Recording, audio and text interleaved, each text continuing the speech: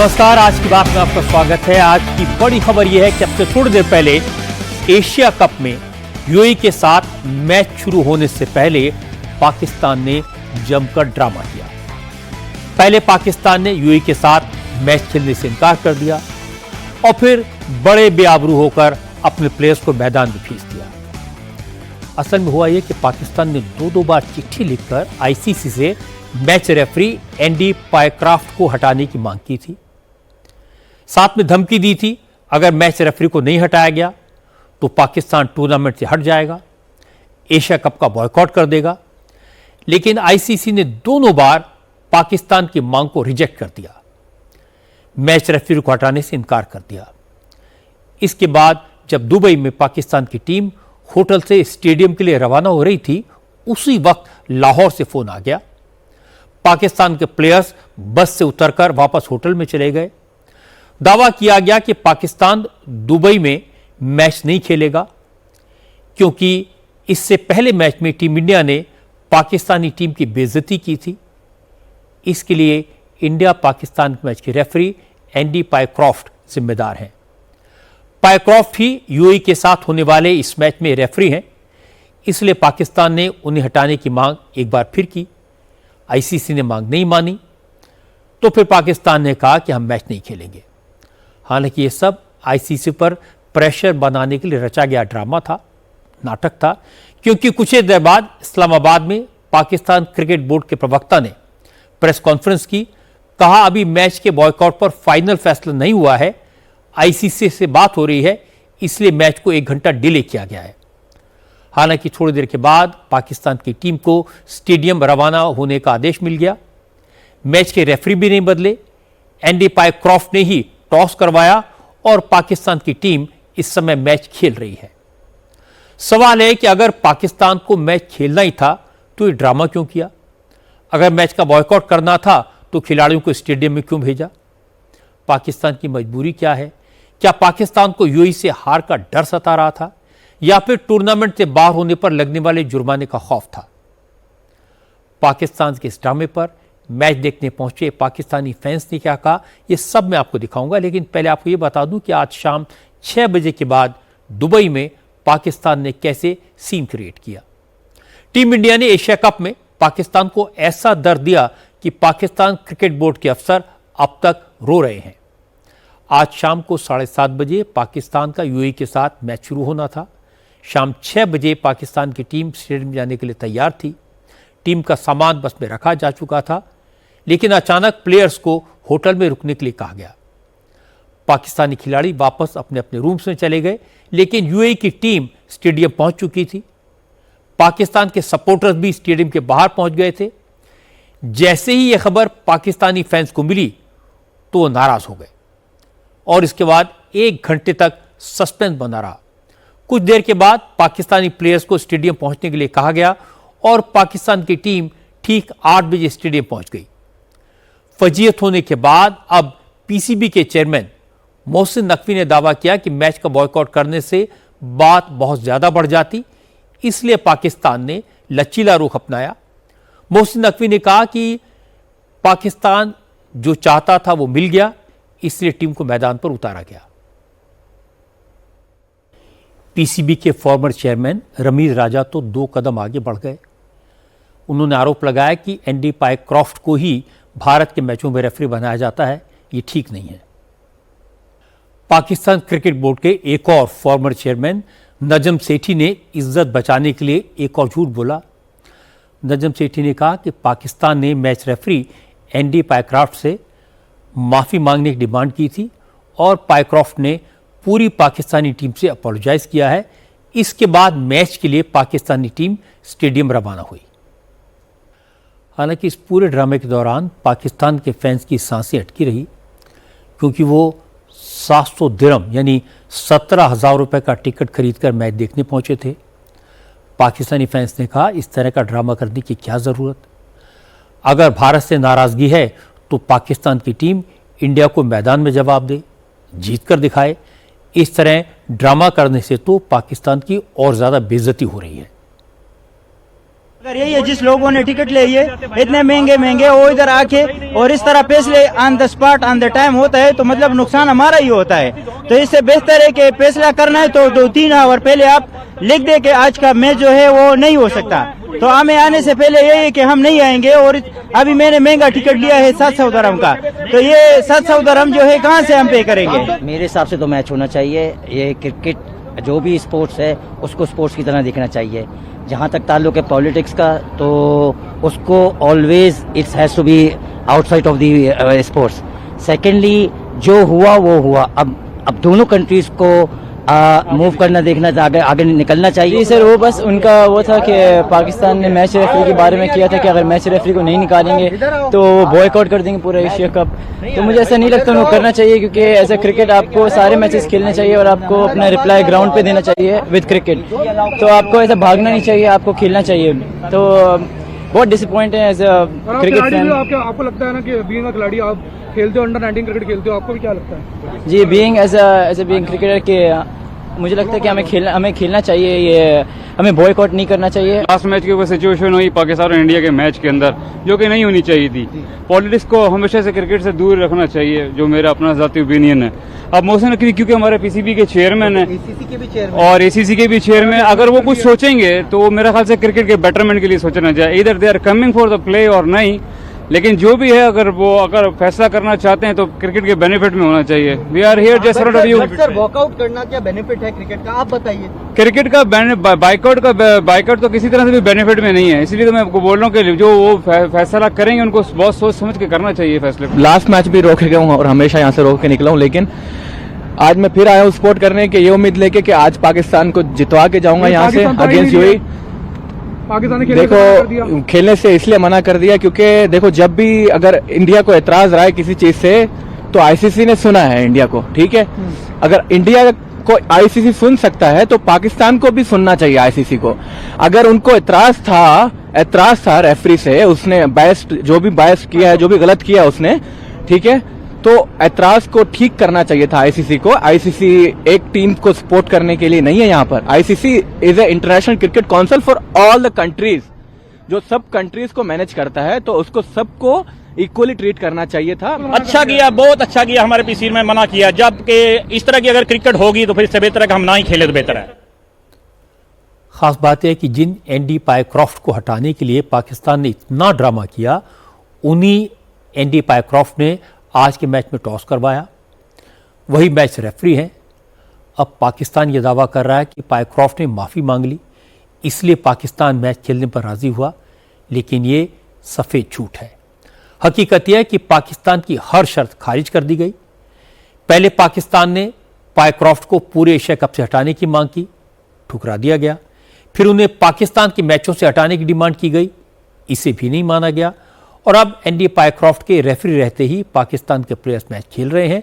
भले ही Pakistan cricket board के अफसर कितना भी शोर मचाएं, हकीकत यह है कि पाकिस्तान एशिया कप का बॉयकॉट करने का फैसला करने की हिम्मत कर ही नहीं सकता, क्योंकि पीसीबी के लोग जानते हैं एशिया कप का बॉयकॉट करने से पाकिस्तान को $16 मिलियन यानी करीब 140 करोड़ रुपए की चपत लगती।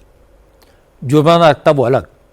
और पाकिस्तान पाई का मोहताज है, कंगाली में इतने बड़े नुकसान को नहीं सह पाता, इसलिए पाकिस्तान ने इज्जत बचाने के लिए ड्रामा रचा और फाइनली इस वक्त वो मैदान में है, मैच चल रहा है। आज प्रधानमंत्री नरेंद्र मोदी का जन्मदिन है, उन्हें 75वें जन्मदिन की बहुत बहुत शुभकामनाएं। मोदी को आज दुनिया भर से बधाई संदेश आए, लेकिन सबसे पहले फोन आया प्रेसिडेंट डोनाल्ड ट्रंप का।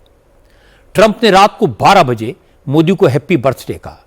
जवाब में मोदी ने thank you my friend Trump कह दिया। ट्रंप के फोन कॉल की सबसे इंपॉर्टेंट बात यह थी कि उन्होंने रशिया यूक्रेन वॉर को खत्म कराने के प्रयास में सहयोग करने के लिए प्राइम मिनिस्टर मोदी का आभार व्यक्त किया। प्रेसिडेंट ट्रंप ने यूक्रेन वॉर को खत्म करने में मोदी से हेल्प मांगी। ट्रंप ने कहा कि इस जंग को खत्म कराने की सब तरकीबें फेल हो गई हैं। मोदी के पुतिन ज़ेलेंस्की दोनों से अच्छे रिश्ते हैं, इसलिए मोदी को प्रयास करना चाहिए। और मोदी ने पॉजिटिव जवाब दिया, कहा कि भारत हमेशा से इस युद्ध को खत्म कराने का पक्षधर रहा है। कई मौकों पर दोनों देशों से जंग को खत्म करके बातचीत के लिए रास्ता निकालने की अपील की गई है। आगे भी इस वॉर को खत्म कराने में भारत अपनी भूमिका निभाएगा। दोनों नेताओं ने ट्रेड डील पर भी बात की। भारत और अमेरिका के रिश्ते और बेहतर करने के लिए क्या किया जा सकता है, इसकी भी चर्चा हुई। प्रेसिडेंट ट्रंप ने रात 12 बजे मोदी को जो फोन किया था वो एयरफोर्स 1 से किया गया था, जब प्रेसिडेंट ट्रंप लंदन के रास्ते में थे। इसके बाद ट्रंप ने सोशल मीडिया के जरिए मोदी से हुई बातचीत की जानकारी दी। ट्रंप ने लिखा, उन्होंने जन्मदिन पर अपने दोस्त प्रधानमंत्री मोदी को फोन किया था, उनको बर्थडे की शुभकामनाएं दी थी। ट्रंप ने कहा कि मोदी बहुत शानदार काम कर रहे हैं। ट्रंप ने यूक्रेन की जंग रुकवाने की कोशिशों में मदद करने के लिए भी प्रधानमंत्री मोदी का शुक्रिया अदा किया। और इसके बाद ट्विटर पर प्रधानमंत्री मोदी ने भी ट्रंप को थैंक यू कहने में देर नहीं की। कई महीनों के बाद मोदी ने पहली बार ट्रंप को अपना दोस्त कहा। मोदी ने ट्विटर पर लिखा, मेरे दोस्त प्रेसिडेंट ट्रंप को जन्मदिन की मुबारकबाद देने के लिए धन्यवाद। मोदी ने कहा वो भारत और अमेरिका की नई पार्टनरशिप की ऊंचाई पर ले जाने के लिए कमिटेड हैं और यूक्रेन में शांति समझौता कराने के ट्रंप के प्रयासों का पूरा समर्थन करते हैं। आज मोदी और ट्रंप के बीच फोन पर बातचीत 3 महीने बाद हुई है। इससे पहले दोनों नेताओं ने 17 जून को तब फोन पर बात की थी जब प्रधानमंत्री G7 आउटरीच समिट में हिस्सा लेने के लिए कनाडा गए थे। कनाडा में मोदी और ट्रंप की मुलाकात होनी थी, लेकिन प्रेसिडेंट ट्रंप जल्दी अमेरिका लौट गए थे, जिसके बाद प्रेसिडेंट ट्रंप ने मोदी को फोन किया। दोनों में लंबी बातचीत हुई। आज मोदी के बर्थडे पर ट्रंप का फोन करना इसलिए भी इंपॉर्टेंट है क्योंकि ट्रंप ने जुलाई में प्रधानमंत्री मोदी से बात करने की कोशिश की थी, लेकिन सीज फायर पर बार बार ट्रंप की बयानबाजी से नाराज मोदी ने ट्रंप की कॉल रिसीव नहीं की थी। अगस्त में ट्रंप ने भारत पर 50% टैरिफ लगा दिया तो रिश्ते और बिगड़े। लेकिन जब मोदी एससीओ समिट में बीजिंग गए, वह पुतिन और शी जिनपिंग से मिले, इन तीनों की तस्वीर की चर्चा पूरी दुनिया में हुई।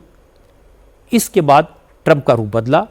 ट्रंप ने भारत को सबसे भरोसेमंद पार्टनर कहा और ट्रेड डील पर भारत के साथ बातचीत फिर से शुरू हो गई। ट्रंप ने मोदी को फोन किया, इसके पीछे एक कारण रशिया यूक्रेन वॉर भी है। ट्रंप इसे जल्दी से जल्दी खत्म कराना चाहते हैं। आज की कॉल में लगा कि ट्रंप इस मामले में मोदी से मदद लेना चाहते हैं। वो जानते हैं कि मोदी के पुतिन से अच्छे संबंध हैं। पुतिन मोदी पर भरोसा करते हैं। मोदी पुतिन को कई बार युद्ध रोकने के लिए कह भी चुके हैं। कुल मिलाकर भारत के लिए एक अच्छा डेवलपमेंट है। डोनाल्ड ट्रंप के बाद प्रेसिडेंट पुतिन ने भी मोदी को फोन किया, जन्मदिन की बधाई की। सिर्फ पुतिन ने नहीं, इटली के prime minister Giorgia Meloni, New Zealand के प्राइम मिनिस्टर क्रिस्टोफर लक्सॉन, ऑस्ट्रेलिया के प्राइम मिनिस्टर एंथनी अल्बनीज और इजराइल के प्राइम मिनिस्टर बेंजामिन नेतन्याहू जैसे कई वर्ल्ड लीडर्स ने प्रधानमंत्री नरेंद्र मोदी को बर्थडे विश किया। किसी ने खुद अपना बयान रिकॉर्ड करके सोशल मीडिया पर पोस्ट किया, किसी ने मोदी को फोन किया और किसी ने मैसेज भेजकर बधाई दी। पुतिन ने मोदी को फोन करके कांग्रेचुलेट किया, सोशल मीडिया पर शुभकामना का संदेश लिखा, मोदी को विजनरी लीडर बताया। पुतिन ने कहा कि मोदी के अगुवाई में भारत और रूस के रिश्ते बेहद मजबूत हुए हैं। इटली के प्राइम मिनिस्टर जॉर्जिया मेलोनी ने मोदी को अपने लिए इंस्पिरेशन बताया। ब्रिटेन के पूर्व प्रधानमंत्री ऋषि सुनक, भूटान के प्रधानमंत्री शेरिंग टोब्गे और माइक्रोसॉफ्ट के फाउंडर बिल गेट्स जैसे कई वर्ल्ड लीडर्स ने मोदी को जन्मदिन की बधाई दी और उन्हें एक दूरदर्शी नेता बताया। ऑस्ट्रेलिया के प्राइम मिनिस्टर एंथनी अल्बनीज ने कहा कि ऑस्ट्रेलिया को भारत के साथ इतनी गहरी दोस्ती पर गर्व है। अल्बनीज ने मोदी को जन्मदिन की बधाई दी और जल्दी से जल्दी मिलने की इच्छा भी जताई। Happy birthday to my friend Prime Minister Modi. Australia is proud to share such a strong friendship with India. New Zealand के प्राइम मिनिस्टर क्रिस्टोफर लक्सॉन ने भी भारत को 2047 तक विकसित राष्ट्र बनाने के लक्ष्य के लिए मोदी को शुभकामनाएं। Namaskar, my good friend Prime Minister Modi. Congratulations on your 75th birthday from me and all of you. Israel के प्राइम मिनिस्टर बेंजामिन नेतन्याहू ने मोदी को अपना अच्छा दोस्त बताया, जन्मदिन की मुबारकबाद दी। नेतन्याहू ने कहा कि मोदी की अगुवाई में भारत और इजराइल के रिश्ते बेहद मजबूत हुए हैं। मोदी को जन्मदिन की शुभकामनाएं देते हुए भूटान के प्रधानमंत्री शेरिंग टोब्गे ने उनकी लंबी उम्र की कामना की। Our national service men and women and indeed all the people of Bhutan. जो लोग कुछ दिन पहले मोदी की विदेश नीति को फेल बता रहे थे, उन्हें आज समझ आ गया होगा कि दुनिया झुकती है, झुकाने वाला चाहिए। जो लोग ट्रंप और मोदी के रिश्ते खराब होने पर जश्न मना रहे थे, उनकी उम्मीदों पर ट्रंप ने पानी फेर दिया। जो लोग शी जिनपिंग और मोदी के टूटे हुए रिश्तों की दुहाई देकर मोदी को कमजोर बताने लगे थे, शी जिनपिंग ने उनके सेलिब्रेशन की हवा निकाल दी। विदेश नीति के जो सेल्फ अपॉइंटेड एक्सपर्ट्स भारत को आइसोलेटेड बता रहे थे, आज पुतिन, नेतन्याहू, अल्बनीज, मेलिन जैसे नेताओं के मोदी को भेजे गए पर्सनल मैसेजेस को देखकर परेशान हुए होंगे, उनकी आंखें खुल गई होंगी। इंडियन ओरिजिन के लोग दुनिया के जिस भी हिस्से में रहते हैं, वो इस बात के गवाह हैं कि दुनिया के हर मुल्क में भारत के लोगों की इज्जत में इजाफा हुआ है और इसका पूरा क्रेडिट नरेंद्र मोदी को जाना चाहिए। भारत और अमेरिका के बीच बेहतर हुए रिश्तों से सबसे ज्यादा मिर्ची पाकिस्तान को लगी। जब ट्रंप की बयानबाजी के बाद भारत और अमेरिका के रिश्तों में दरार आई तो पाकिस्तान की हिम्मत बढ़ने लगी थी। ट्रंप ने ऑपरेशन सिंदूर के बाद सीज फायर करवाने के जो दावे किए, उसका फायदा भी पाकिस्तान ने उठाने की कोशिश की। ट्रंप ने कई बार यह कहा कि उन्होंने ट्रेड डील की धमकी देकर दोनों देशों की जंग रुकवाई, जबकि भारत ने साफ साफ कहा और बार बार कहा कि सीज फायर के लिए पाकिस्तान भारत के आगे रोया। हमारी फौज ने साफ साफ कहा कि सीज फायर का फैसला पाकिस्तान के घुटनों पर आने के बाद किया गया। भारत अपने टारगेट हासिल कर चुका था, दहशतगर्दों के अड्डों का सफाया कर दिया गया था, पाकिस्तान के एयरफील्ड्स को भारी नुकसान पहुंचा दिया गया था, इसलिए ऑपरेशन सिंदूर को पॉज किया गया। कल मैंने आज की बात में आपको दिखाया था कि कैसे जैश ए मोहम्मद का कमांडर पब्लिक के सामने रो रो कर बता रहा था कि 7 मई को हिंदुस्तान की फौज के हमले में जैश चीफ मसूद अजहर के परिवार के लोगों के चीथड़े उड़ गए। आज प्रधानमंत्री नरेंद्र मोदी और रक्षा मंत्री राजनाथ सिंह ने इसका जिक्र किया। रक्षा मंत्री ने कहा कि ऑपरेशन सिंदूर के बाद सीज फायर की रिक्वेस्ट पाकिस्तान ने की थी। कुछ लोग ऐसे हैं जो यह कहते हैं कि यह जो सीज फायर हुआ है भारत और पाकिस्तान के बीच में किसी के हस्तक्षेप के कारण हुआ है। मैं साफ कर देना चाहता हूं मेरे बहनों भाइयों, यह किसी के हस्तक्षेप के कारण हमारी यह आतंकवादियों पर जो कार्रवाई हुई थी वह स्थगित नहीं की गई थी। ऑपरेशन सिंदूर कभी स्थगित है। आगे यदि कोई आतंकवादी वारदात होती है तो फिर से हमारा ऑपरेशन सिंदूर प्रारंभ होगा। मैं यह विश्वास के साथ मैं सारी देश की जनता को बतलाना चाहता हूं। जहां तक भारत और पाकिस्तान के बीच के चल रहे इस ऑपरेशन को रोकने के संबंध में कुछ लोग दावा करते हैं कि हमने इसको रोका है।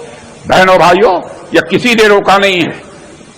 और मैं साफ कर देना चाहता हूं, मोहम्मद इसाक डायर जो कि पाकिस्तान के डिप्टी प्राइम मिनिस्टर हैं और फॉरेन मिनिस्टर हैं, उन्होंने भी साफ कहा है कि India rejected third party role to end conflict. यह बाइलेटरल इशू है, यह थर्ड पार्टी हमारे मामले में कोई हस्तक्षेप नहीं कर सकती। यह हमारे प्रधानमंत्री ने 2 टूक शब्दों में इसे साफ कर दिया था। जो नुकसान ऑपरेशन सिंदूर के कारण उनके आतंकवादियों को पहुंचा है, आज ही आतंकी संगठन के जैश ए मोहम्मद के कमांडर ने स्वीकार किया है कि ऑपरेशन सिंदूर के दौरान बहावलपुर हुए हमले में खूंखार आतंकवादी जो मसूद अजहर के परिवार के टुकड़े टुकड़े हो गए थे, यह था हमारे भारत के सेना के जवानों का शौर्य और पराक्रम। और बहनों भाइयों, कल ही उसकी एक वीडियो भी जारी की गई है। ऑपरेशन सिंदूर का जिक्र आज प्रधानमंत्री नरेंद्र मोदी ने भी किया। आज अपने जन्मदिन पर मोदी मध्य प्रदेश में धार में थे। धार में मोदी ने पीएम मित्र पार्क का उद्घाटन किया। मोदी ने कहा कि ऑपरेशन सिंदूर के जरिए भारत की बहादुर सेना ने पाकिस्तान को ऐसा सबक सिखाया है कि अब वो भारत में गड़बड़ी करने से पहले 100 बार सोचेगा। मोदी ने कहा कि अब पाकिस्तान की गलतफहमी भी दूर हो गई होगी कि न्यूक्लियर बम की ब्लैकमेलिंग उसे बचा लेगी। मोदी ने कहा कि हमारी फौज के हमलों में मारे गए दहशतगर्दों के शागिर्द अब पाकिस्तान में रोते फिर रहे हैं। ऑपरेशन पाकिस्तान से आए आतंकियों ने हमारी बहनों बेटियों का सिंदूर उजाड़ा था। हमने ऑपरेशन सिंदूर करके आतंकी ठिकानों को उजाड़ दिया है।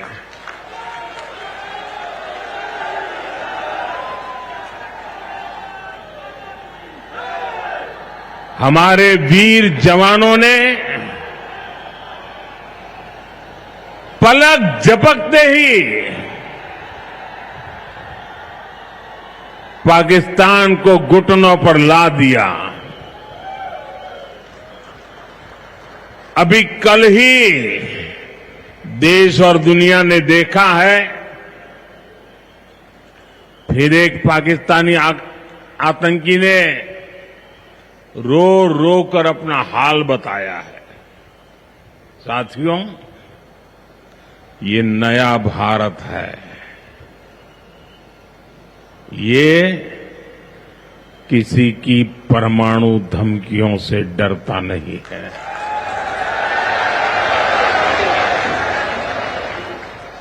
ये नया भारत है, घर में घुसकर मारता है। ऑपरेशन सिंदूर को लेकर अब सारी बातें साफ हैं। सीजफायर पाकिस्तान के हाथ पैर जोड़ने के कारण हुआ। ऑपरेशन सिंदूर में पाकिस्तानी एयरफोर्स के 6 फाइटर जेट्स उड़ा दिए गए। पाकिस्तान के एयरबेसेस को इतना नुकसान पहुंचा कि अभी भी रिपेयर का काम चल रहा है। आतंकवादियों के अड्डे इस कदर तबाह हुए कि उनकी बिल्डिंग्स को गिराकर दोबारा बनाया जा रहा है। मसूद अजहर जैसे हत्यारों के खानदान के चीथड़े उड़ गए, उनका मातम रोज मनाया जाता है। जनरल मुनीर के सारे दावे गलत साबित हुए और सबसे बड़ी बात है कि पाकिस्तान को यह समझा दिया गया है कि अमेरिका के आगे घुटनों पर आने से कुछ नहीं होगा। अमेरिका ने कह दिया कि भारत किसी तरह के थर्ड पार्टी मीडिएशन को स्वीकार नहीं करेगा। अब पाकिस्तान की इससे ज्यादा फजीहत और क्या हो सकती है। अब बात करते हैं बिहार की।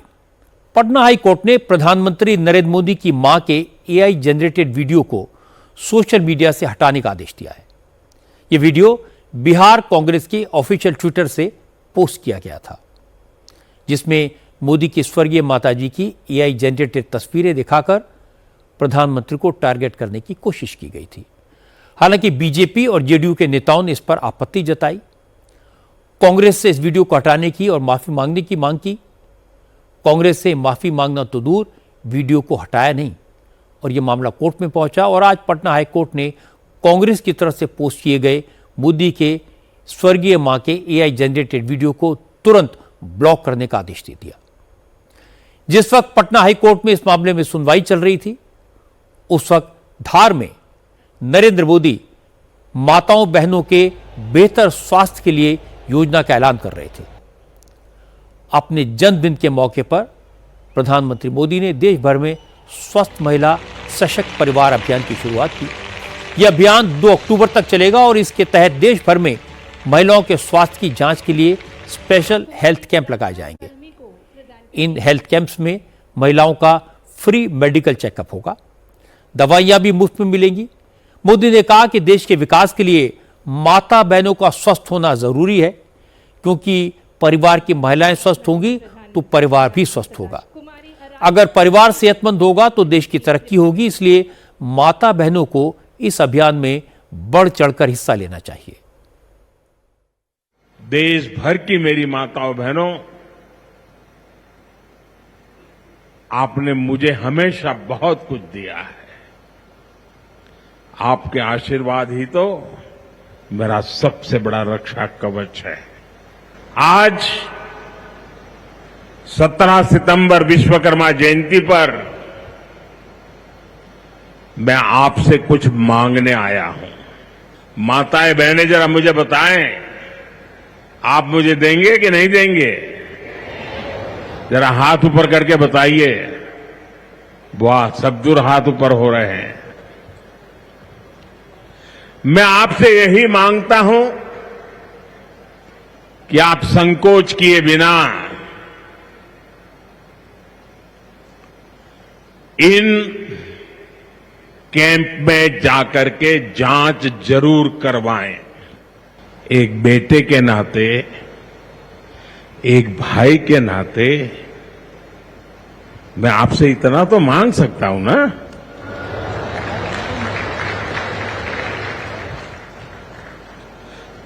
मेरी यही आपसे कहना है, इन स्वास्थ्य कैंपों में इन सारी जांचों के लिए कितनी ही महंगी क्यों न हो जांच, आपको एक नया पैसा नहीं देना पड़ेगा।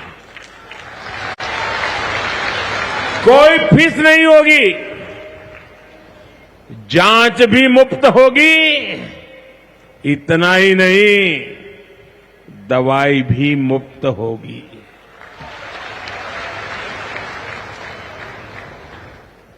आपके उत्तम स्वास्थ्य से सरकारी तिजोरी की ज्यादा कीमत नहीं है। ये तिजोरी आपके लिए है, माताओं बहनों के लिए है, और आगे के इलाज में आयुष्मान कार्ड का सुरक्षा कवच आपको बहुत काम आएगा। इसके बाद प्रधानमंत्री मोदी ने किसानों की, गरीबों की चर्चा की और गरीबी की बात की। मोदी ने कहा कि वो गरीब का दर्द जानते हैं, उन्होंने इस दर्द को झेला है। गरीब घर की माँ किस तरह पाई पाई बचाकर अपने बच्चों को पालती है, ये उन्होंने बचपन से देखा है। इसीलिए वो गरीबी को ख़त्म करना चाहते हैं। मोदी ने कहा कि उनकी सरकार गरीबों के हितों के लिए संकल्पबद्ध है और इसी का नतीजा है कि पिछले 11 साल में 25 करोड़ से ज़्यादा लोग गरीबी की रेखा से ऊपर आए हैं। उनकी सरकार ने गरीबी हटाओ का नारा नहीं दिया, गरीबी हटाने का एक्चुअल काम किया। गरीब को बस थोड़ा सा सहारा मिल जाए, थोड़ी मदद मिल जाए, वो अपनी मेहनत से समंदर को पार करने की हिम्मत भी रखता है। गरीब के इन जज्बातों को, उसकी भावनाओं को मैंने खुद जिया है। इसलिए गरीब की पीड़ा मेरी अपनी पीड़ा है। गरीब की सेवा ही मेरे जीवन का सबसे बड़ा उद्देश्य है। सातत्यपूर्ण रीत से, समर्पण भाव से और पवित्र मन से काम करने के कारण हमारी नीतियों का परिणाम आज दुनिया के सामने है।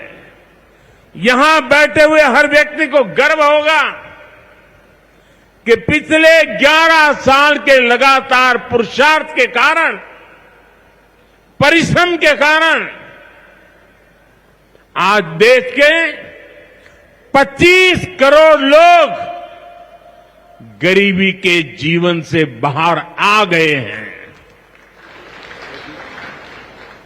हमारे पूरे समाज को एक नया आत्मविश्वास मिला है। नरेंद्र मोदी का लोगों के साथ इमोशनल कनेक्ट कमाल का है। उनकी सरकार ने जिस तरह से गरीबों के उत्थान के लिए योजनाएं लागू की, महिलाओं के सशक्तिकरण के लिए काम किया, उससे महिलाओं के मन में मोदी के प्रति जबरदस्त सम्मान है। इसके बाद भी पता नहीं क्यों कांग्रेस के नेता बार बार गलती करते हैं, उसी पिच पर खेलते हैं जिस पर सिक्सर मारने में मोदी को महारत हासिल है। कांग्रेस पिछले 1 महीने में 3 गलतियां कर चुकी है। पहले मोदी की मां को गाली दी, माफी नहीं मांगी। फिर बिहार की तुलना बीड़ी से कर दी, वो ट्वीट डिलीट करना पड़ा। और इसके बाद मोदी की मां का AI वीडियो बनाकर सर्कुलेट कर दिया। इस पर भी कांग्रेस ने न माफी मांगी न ट्वीट डिलीट किया। आज हाई कोर्ट ने इस वीडियो को ब्लॉक करने का आदेश दे दिया। ये कांग्रेस के मुंह पर करारा तमाचा है। बीजेपी इसे बड़ा इशू बनाएगी और कांग्रेस के पास कोई जवाब नहीं होगा। प्रधानमंत्री मोदी के जन्मदिन पर नीतीश कुमार ने भी एक बड़ा फैसला किया।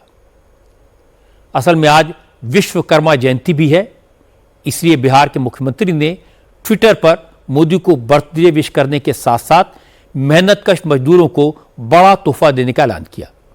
नीतीश कुमार ने Bihar building and other construction workers welfare board के जरिए 16 लाख से ज्यादा कंस्ट्रक्शन वर्कर्स के खाते में 5-5 हजार रुपए जमा करवाए। ये पैसा एनुअल क्लोथिंग असिस्टेंट स्कीम के तहत मजदूरों को दिया गया। बिहार सरकार ने कुल 802 करोड़ 46 लाख रुपए मजदूरों के खाते में आज ही ट्रांसफर कर दिए। प्रधानमंत्री मोदी ने भी विश्वकर्मा समाज के लोगों और श्रमिकों को विश्वकर्मा जयंती की बधाई दी। मोदी ने कहा कि मेक इन इंडिया की कामयाबी में सबसे बड़ा योगदान विश्वकर्मा समाज का है। उन्होंने कहा कि पीएम विश्वकर्मा योजना के जरिए मेहनतकश लोगों को अपना हुनर दिखाने, मॉडर्नाइज करने और आगे बढ़ने का मौका मिल रहा है।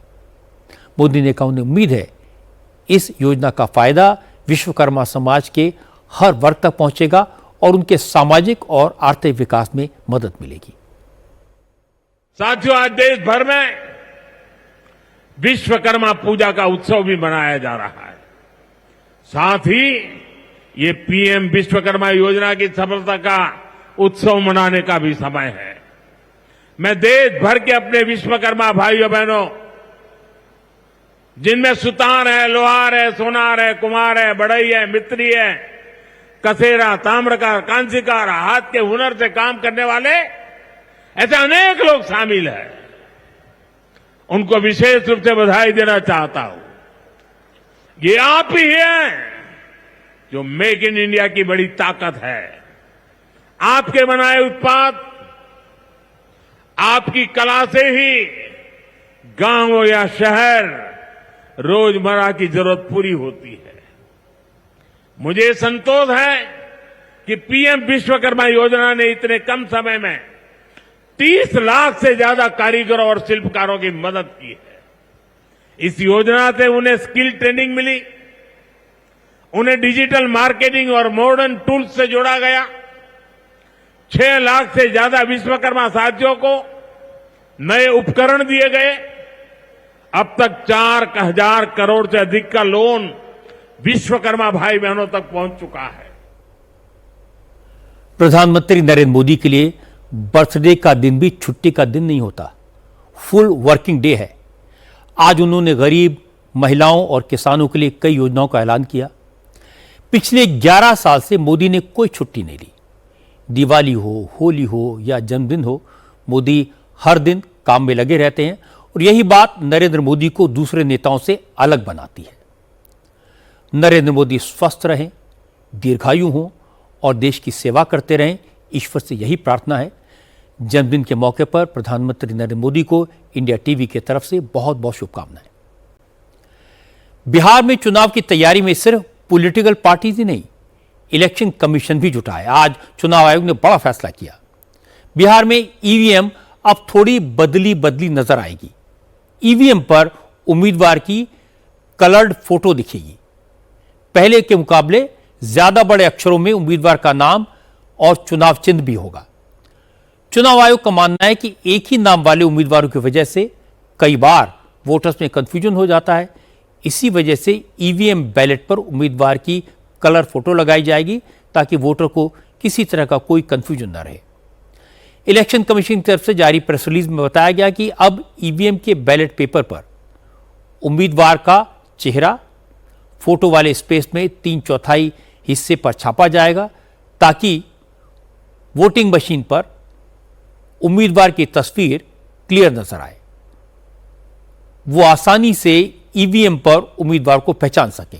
और इसके अलावा उम्मीदवारों और नोटा के सीरियल नंबर इंडियन न्यूमेरिकल्स में बड़े के मुकाबले बड़े और बोल्ड फॉन्ट में छापे जाएंगे।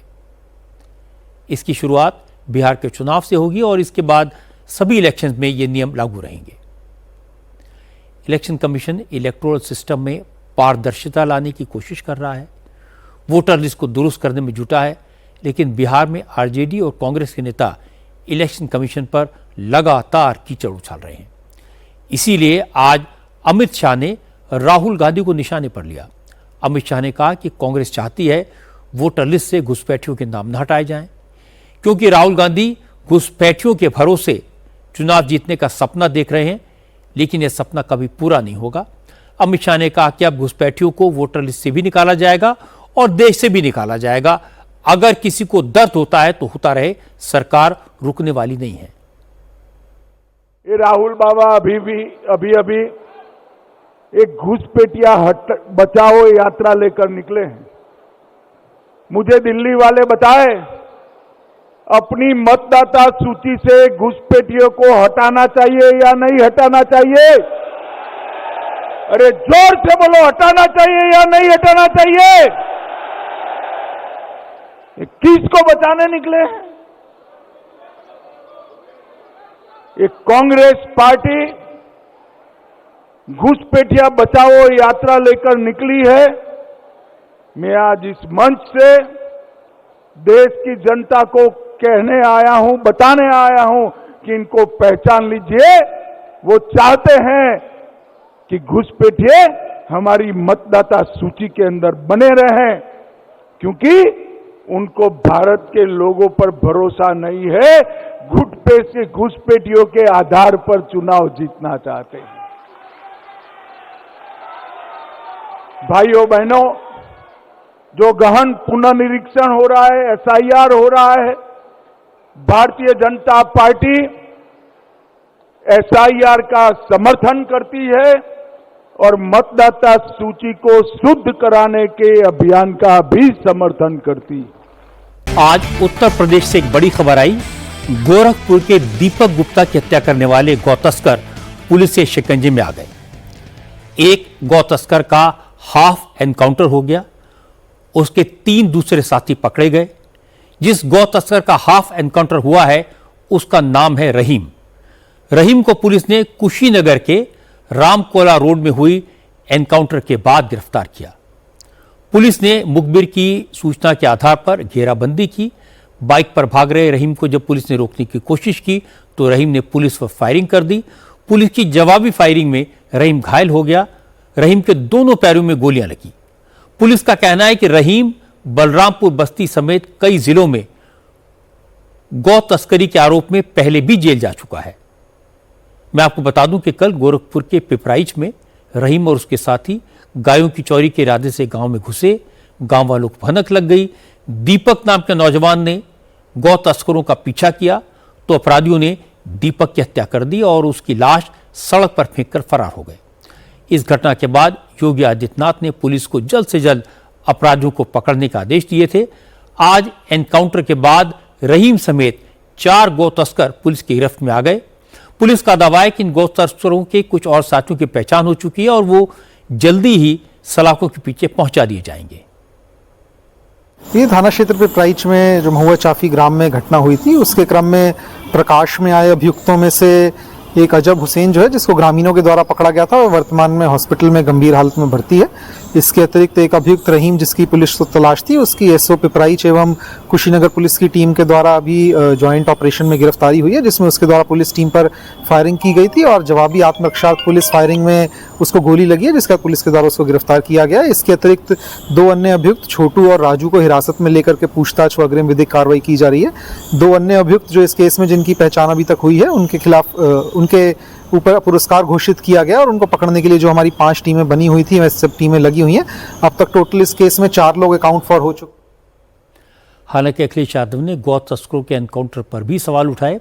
अखिलेश ने कहा कि सरकार ने फेस सेविंग के लिए एनकाउंटर कराया है, लेकिन एनकाउंटर करने से न तो कानून व्यवस्था सुधरेगी और न ही दीपक गुप्ता को वापस लाया जा सकेगा। कल रात को ही जिस समय मैसेज आने लगा कि कोई अधिकारी गोरखपुर गया है, उसी दिन सबने मान लिया था। जब मैं सुबह उठा तो एक साथी से मेरी बात हुई तो मैंने उससे पूछा कि क्या एनकाउंटर हो गया कि नहीं हो गया। नहीं हुआ।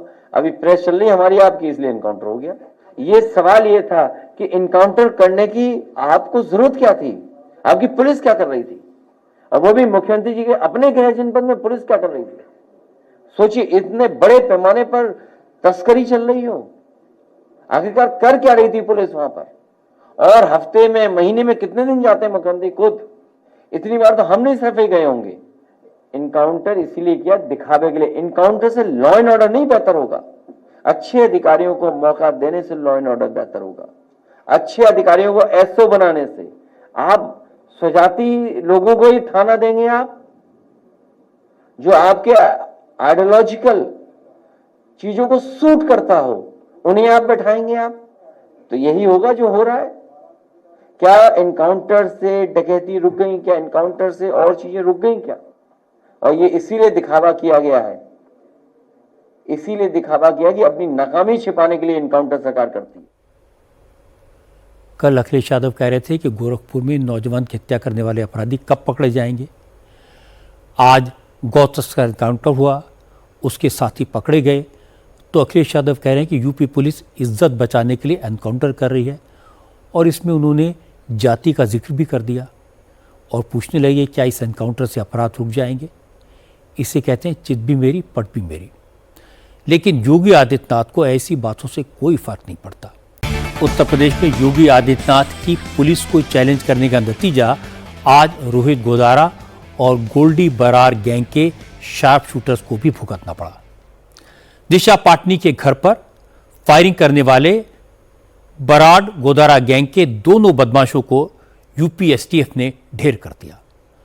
असल में 12 सितंबर की रात को रविंद्र और अरुण नाम के इन अपराधियों ने बरेली में फिल्म स्टार दिशा पाटनी के घर के बाहर फायरिंग की थी।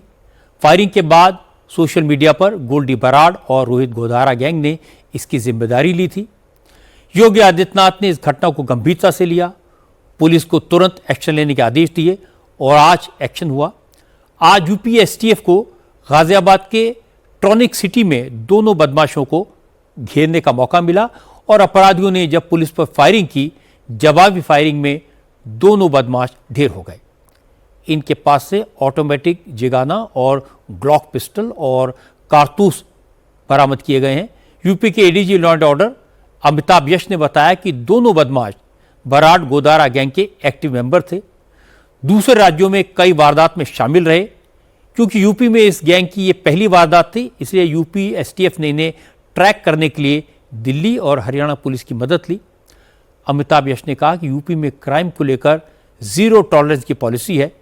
इस एनकाउंटर से रोहित गोदारा और गोल्डी बराड तक मुख्यमंत्री का मैसेज पहुंच गया होगा। इन बदमाशों ने इस घटना को अंजाम देकर और उसके बाद फिर सोशल मीडिया में इसका प्रचार कर यूपी पुलिस के कानून व्यवस्था को बड़ी चुनौती दी थी। यूपी में माननीय मुख्यमंत्री जी के स्पष्ट निर्देश हैं कि अपराध किसी भी प्रकार से टॉलरेट नहीं किया जाएगा। इस घटना को एक चैलेंज के रूप में लेते हुए उत्तर प्रदेश पुलिस ने इसको वर्कआउट करने की कोशिश की। आज एक बड़ी सफलता यूपी एसटीएफ, यूपी पुलिस और साथ में सीआई टीम दिल्ली पुलिस को मिली है और गाजियाबाद में ट्रोनिका सिटी के आसपास एक मुठभेड़ हुई जिसमें ये दो बदमाश रविंद्र और अरुण जो इस घटना में शामिल थे, ये मारे गए हैं। ये गैंगस्टर्स खौफ फैलाने की कोशिश करते हैं। इनके द्वारा खौफ फैलाने की कोशिश की गई, लेकिन आज उसका जवाब यूपी पुलिस ने दिया है। आज ये सफलता मिली है। उम्मीद है कि इससे सही मैसेज सही जगह पहुंच गया होगा। बरेली के इस केस की काफ़ी चर्चा हुई थी क्योंकि जिन फिल्म स्टार के घर पर फायरिंग हुई उनके पिता भी पुलिस में रह चुके हैं। फिर रोहित गोदारा और गोल्डी बराड गैंग ने इस हमले की जिम्मेदारी लेकर शीखी बघाड़ने की कोशिश की, लेकिन आज यूपी एसटीएफ ने जिस तरह का एक्शन लिया उसके बाद गैंगस्टर को समझ आ गया होगा कि यूपी में अपराध करके बचना मुश्किल है।